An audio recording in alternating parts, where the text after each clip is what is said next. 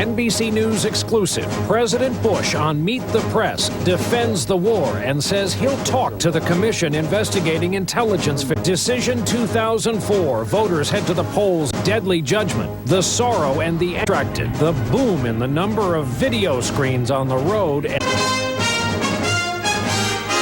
From NBC News World Headquarters in New York, this is NBC Nightly News with Brian Williams.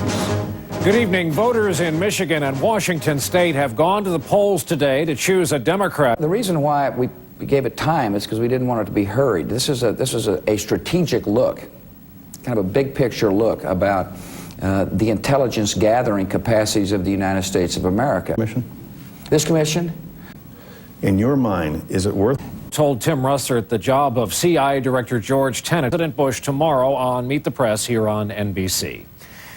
Blunt presidential spot with startling candor. Well, if John Kerry were the nominee, I would advise him not to pick me because you don't need two people from New England on the ticket. I will do whatever I can, however, to help beat George Bush. Tonight, more bad news for the Dean campaign. One of his two major union endorsements, the municipal workers, has pulled its support as the strength of his campaign continues to slide. Brian?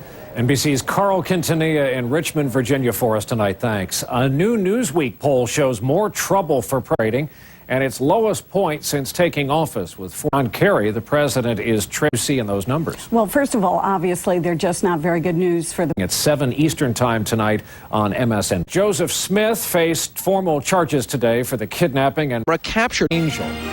And later, driving and DVDs, the dangers of keeping your eye off the road.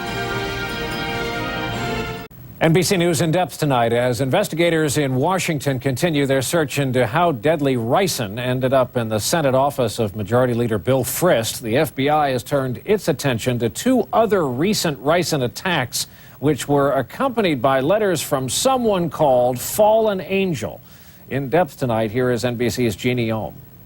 Yes. Delaware is battling a variation of that bird flu that struck Asia. Today, health officials there announced that 12,000 chickens were with children in the car, and you're lucky enough to own one, then you know.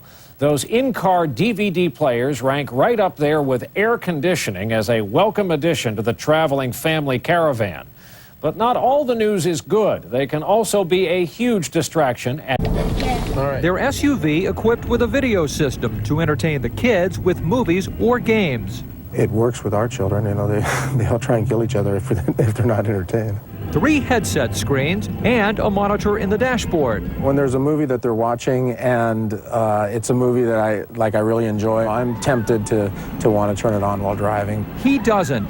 But authorities say a growing number of long list of driver distractions. Last year, the city of North Carolina put cameras in the cars of 70 people and found 16% of the time does not put the brakes on Americans who spent nearly $500 million last year converting their vehicle into a rolling entertainment center, some with more monitors than a sports bar.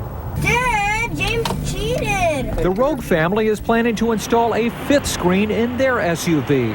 Nothing illegal about that, say police, as long as the driver doesn't switch channels and lanes at the same time. Mark Mullen, NBC News, Los Angeles. This Saturday night with the last word on a shocking moment. A Sunday exclusive. That is NBC Nightly News for this Saturday evening. John Siegenthaler will be here with you tomorrow night, and Tom Brokaw will be reporting from Pakistan. I'm Brian Williams, reporting tonight from New York, and for all of us here at NBC News, good night.